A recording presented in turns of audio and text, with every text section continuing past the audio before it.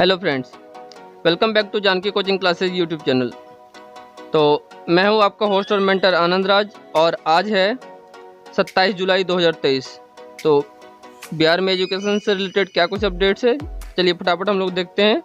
तब तक जो है आप इस वीडियो को लाइक और शेयर कर दें और अगर आप चैनल पर नए हैं तो हमारे चैनल को सब्सक्राइब भी कर लें। तो चलिए बिना कोई देरी किए हम लोग एक करके वो सारे न्यूज़ देखते हैं और अपडेट्स भी आपको बताते हैं। तो सबसे पहला जो समाचार क्या कहता है, शिक्षक भर्ती तो सुधार का मौका 30 तक। क्या कहता है, 1,70,461 शिक्षक भर्ती के लिए आवेदन करने वाले कई अभ्यर्थियों ने लिंग कॉलम में गलत सूचना दर्ज कर दी है। कहता है, बिहार लोक सेवा आयोग ने विज्ञप्ति जारी कर अभ्यर्थियों को 30 जुलाई तक ईमेल bpscpat-bih@nic.in के माध्यम से त्रुटि होने पर सूचित करने को कहा है। संयुक्त सचिव परीक्षा नियंत्रक ने कहा है कि अभ्यर्थी भविष्य में किसी तरह की परेशानी से बचने के लिए त्रुटि होने पर अनिवार्य रूप से निर्धारित तिथि तक आयोग की वेबसाइट पर अपलोड प्रारूप के अनुसार सूचित करें। तो जिन्होंने भी फॉर्म में किसी भी तरीके का अगर कुछ गलती किया हो तो एक फॉर्मेट दिया गया, उसी फॉर्मेट के तहत आपको जो है 30 जुलाई के पहले ईमेल के माध्यम से सूचित कर देना है। अगले समाचार की ओर बढ़ते हैं। क्या कहता है, CDPO रिजल्ट जारी 55 सफल, यानी कि BPSC ने बाल विकास परियोजना पदाधिकारी यानी कि चाइल्ड डेवलपमेंट प्रोजेक्ट ऑफिसर प्रतियोगिता परीक्षा 2021 का अंतिम रिजल्ट बुधवार को जारी कर दिया। इसमें 55 सफल घोषित किए गए हैं। परीक्षा नियंत्रक के अनुसार 4 से 7 जुलाई तक साक्षात्कार में 153 को बुलाया गया, जिसमें 151 उपस्थित हुए। मुख्य परीक्षा और साक्षात्कार में प्राप्त अंक के आधार पर रिक्ति के समान 55 अभ्यर्थियों को सफल घोषित किया गया है। तो जाकर के आप BPSC का जो ऑफिशियल वेबसाइट है www.bpsc.bih.nic.in वहाँ पे जाकर के आप रिजल्ट को देख सकते हैं। कहता है, 67वीं BPSC मेंस का रिजल्ट अगस्त में।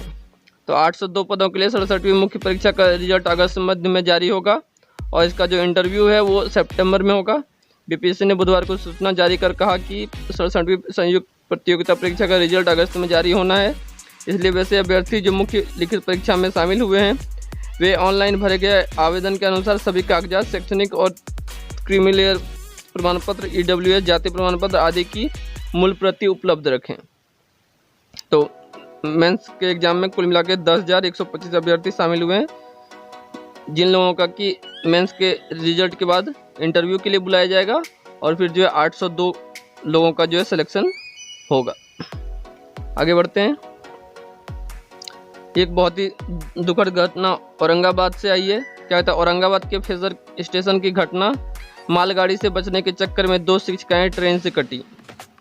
क्या कहता है, बुधवार की सुबह स्कूल जा रही 2 महिला शिक्षिका मालगाड़ी से बचने के लिए एक ट्रैक को छोड़ दूसरी ट्रैक पर चली गई। तभी पीछे से आ रही पूर्वा एक्सप्रेस ट्रेन ने दोनों को अपनी चपेट में ले लिया। दोनों की मौके पर ही मौत हो गई। घटना पंडित दीनदयाल उपाध्याय गया रेलखंड के फैजर रेलवे स्टेशन के गम्हारी गांव समीप की है। मृतकों में गम्हारी निवासी उदय कुमार की पत्नी 43 वर्षीय शिक्षिका मीरा कुमारी व फैजर निवासी मिथिलेश यादव की पत्नी 48 वर्षीय शिक्षिका सविता कुमारी है। सूचना मिलते ही फैजर पुलिस मौके पर पहुंची और सबको अपने कब्जे में लेकर कागजी प्रक्रिया पूरी कर पोस्टमार्टम कराया और फिर परिजनों को सौंप दिया। दोनों शिक्षिका प्रतिदिन स्कूल जाने के लिए शॉर्टकट अपनाती थी, जो बुधवार को भारी पड़ गया और दोनों की जान चली गई। तो हम लोगों को भी सतर्क रहने की ज़रूरत है और आए दिन जो है हम लोग देखते रहते हैं, चाहे वो पटना हो या फिर और कहीं पे भी हो, आए दिन हाईवे पर भी लोग जो ऐसे स्टंट बनाते हुए नज़र आते हैं, चाहे वो सोशल मीडिया पे हो या फिर जो है अन्य माध्यमों में फेमस होने के लिए भी, और बहुत बार जो अपना जान का जोखिम डाल करके और इस तरीके से जो है करते हैं। यहाँ पे जो है महिलाओं की एक्सीडेंट में मौत हो गई, लेकिन वहाँ पे जानबूझ करके जो है लोग मौत को आमंत्रण देते हैं, जो कि गलत है। आगे बढ़ते हैं। क्या कहता है, जुलाई ही नहीं हर महीने रोजाना स्कूलों का निरीक्षण जारी रहेगा। तो 4 से 6 बजे तक DEO प्रधानाध्यापक के साथ VC में रहेंगे, यानी वीडियो कॉन्फ्रेंसिंग में रहेंगे।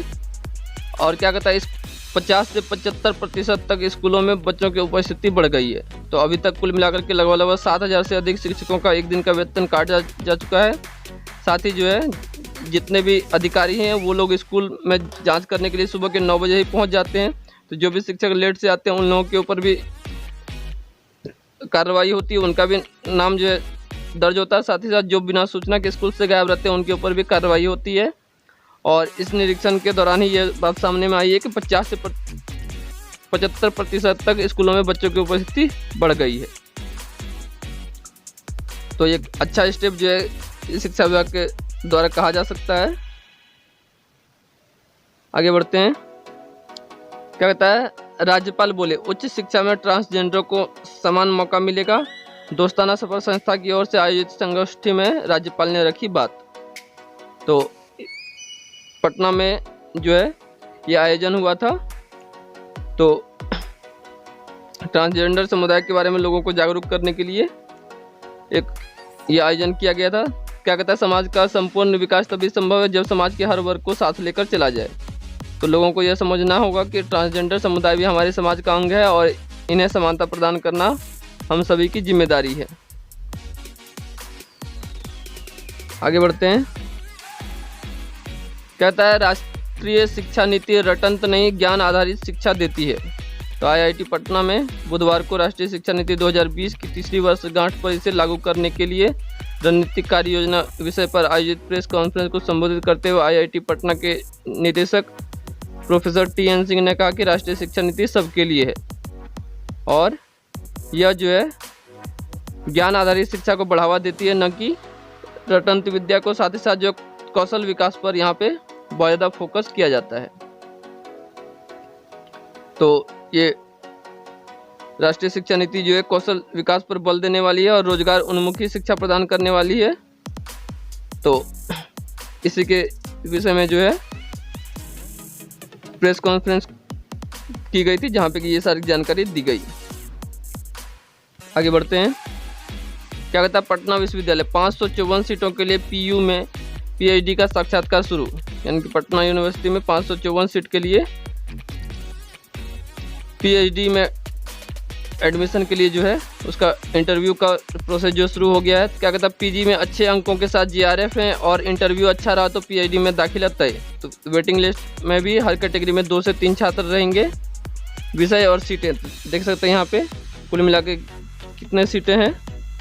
तो भूगोल में 16, इतिहास में 4, अर्थशास्त्र में 18, मनोविज्ञान में 9, समाजशास्त्र में 13, प्राचीन इतिहास में 6, राजनीति शास्त्र में 26, गृह विज्ञान में 16, पीएमआईआर में 6, अरबी में 3, इसके अलावा संस्कृत में 16, उर्दू में 23, सांख्यिकी 10, कानून 16, मैथिली 1, हिंदी 13, फारसी 15, अंग्रेजी 40, संगीत 7, दर्शन शास्त्र 20, कॉमर्स 9, वनस्पति विज्ञान 40, रसायन शास्त्र 77, भूगर्भ शास्त्र 28, भौतिकी 45, गणित 28, प्राणी विज्ञान 32, शिक्षा 17। कुल जो है 554 सीटें हैं जहाँ पे कि पीएचडी के लिए एडमिशन होना है पटना यूनिवर्सिटी में। इसके लिए जो है इंटरव्यू की प्रक्रिया शुरू हो गई है। और क्या कहता है, नामांकन के लिए कितना वेटेज। तो पीजी के अंक, मतलब कोई भी विद्यार्थी अगर 50 से 55 अंक अगर है उसका पीजी में तो 40 अंक मिलेगा। 55 से 60 में 45, 60 से 75 में 50, 60 से 65 में 50, 65 से 70 में 55, 70 से 75 में 60, 75 से 80 में 65, 80 से अधिक में 70। और नेट अगर किए हुए हैं या फिर पीएचडी का एंट्रेंस टेस्ट निकाले हुए हैं तो उसके लिए 5 मार्क्स मिलेगा। अगर जेआरएफ है तो वहाँ पे 10 मार्क्स मिलेगा और इंटरव्यू में कुल मिला के 20 नंबर मिलेगा। तो कुल 100 अंक में जो है के आधार पे जो भी मार्क्स आएगा उसके बाद जो है सिलेक्शन होगा। आगे बढ़ते हैं। क्या कहता है, 27 जुलाई से नीट पीजी सफल अभ्यर्थी रजिस्ट्रेशन करवा सकते हैं। 14 से 16 अगस्त तक डॉक्यूमेंट वेरिफिकेशन। यानी कि आज से जो है नीट के जो भी सफल अभ्यर्थी हैं पीजी के वो जो है रजिस्ट्रेशन करवा सकते हैं। और क्या कहता है, नीट यूजी में चॉइस फिलिंग का मौका आज तक मिला। तो 15% केंद्रीय कोटे के लिए मेडिकल काउंसलिंग कमेटी ने चॉइस फिलिंग की तारीख 1 दिन बढ़ा दी है। उम्मीदवार को 22 से 26 जुलाई तक मेडिकल कॉलेज और कोर्स की चॉइस भरकर लॉक करनी थी, लेकिन तिथि अब 27 जुलाई तक बढ़ा दी गई है। स्टूडेंट 27 जुलाई रात 11:55 तक https://mcc.nic.in पर चॉइस फिलिंग कर सकते हैं।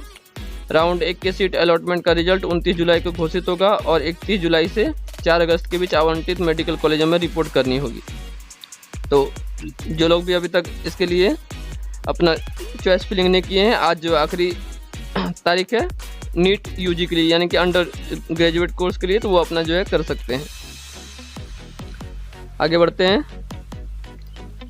अगला समाचार क्या कहता है, CUSB 28 PG कोर्स में नामांकन के लिए ऑनलाइन आवेदन 31 तक। तो central university of south Bihar में शैक्षणिक सत्र 23-24 के लिए स्नातकोत्तर यानी PG के लिए पाठ्यक्रम में प्रवेश के लिए ऑनलाइन आवेदन प्रक्रिया शुरू कर दी गई है। इस साल विश्वविद्यालय ने 2 नए पाठ्यक्रम master in data science and applied statistics तथा MSc इन आर्टिफिशियल इंटेलिजेंस सहित 28 PG एवं PG डिप्लोमा इन योग कार्यक्रम में प्रवेश के लिए आवेदन आमंत्रित किया है। तो इसके लिए आपको ये जो वेबसाइट दिया गया है, इस वेबसाइट पे जाकर के अपना रजिस्ट्रेशन कराना है। साथ ही साथ जो है इसके लिए जो फीस रखा गया है, क्या कहता है, सामान्य OBC EWS के लिए प्रत्येक कार्यक्रम के लिए 500 रुपये जो कि नॉन रिफंडेबल है, और SC ST PWD के लिए 200 रुपये का भुगतान करके 31 जुलाई तक काउंसलिंग प्रक्रिया में भाग ले सकते हैं। आगे बढ़ते हैं। क्या कहता है, नसीहत, डिजिटल उपकरण से शिक्षा प्रभावित, ऑनलाइन शोषण का भी खतरा रहता है। UN ने कक्षाओं में मोबाइल फ़ोन पर रोक लगाने को कहा, पढ़ाई मानसिक स्थिति पर बुरा असर पड़ रहा। क्या कहता है, फ्रांस समेत यूरोप के कई देशों में पहले ही रोक है। तो क्लासरूम में फ़ोन के इस्तेमाल को जो है संयुक्त राष्ट्र ने रोक लगाने को कहा है। तो इससे जो है क्या कहता है कि छात्रों की पढ़ाई बेहतर होगी, ऑनलाइन होने वाले शोषण से भी जो है बचेंगे। तो ज़रूरत से ज़्यादा जो बच्चों की शिक्षा पर जो है फ़ोन का इस्तेमाल जो है ज़रूरत से ज़्यादा वो बुरा असर डाल रहा है। साथ ही जो है इसके अलावा ज़्यादा देर तक मोबाइल देखने के कारण उनकी मानसिक स्थिति पर भी असर पड़ रहा है। तो क्या कहता है कि यूनेस्को के महानिदेशक आड्रे अलोजा ने कहा कि मोबाइल का इस्तेमाल सीखने के अनुभवों को बढ़ाने व छात्रों और शिक्षकों की भलाई के लिए होना चाहिए, न कि उनके नुकसान के लिए। छात्रों की ज़रूरतों को पहले रखने के साथ साथ शिक्षकों का समर्थन भी किया जाना चाहिए। ऑनलाइन कनेक्शन शिक्षा में जरूरी मानवीय संपर्क का कोई विकल्प नहीं है। तो फ़ोन से जो है हमेशा से ही बच्चों को और बड़ों को भी जो अपने काम के दौरान, बाकी सारी चीज़ों के दौरान जो है दूर रहने की सलाह दी जाती है, या कम से कम अगर दूर भी नहीं रह सकते हैं तो सीमित मात्रा में और जो है ज़रूरत भर ही इस्तेमाल करें, बेवजह के फ़ोन से चिपके ना रहें। तो ये जो है ना सिर्फ आपको चिड़चिड़ा बनाएगा बल्कि आपकी पढ़ाई को भी जो है बहुत ज़्यादा बाधित करता है। आगे बढ़ते हैं।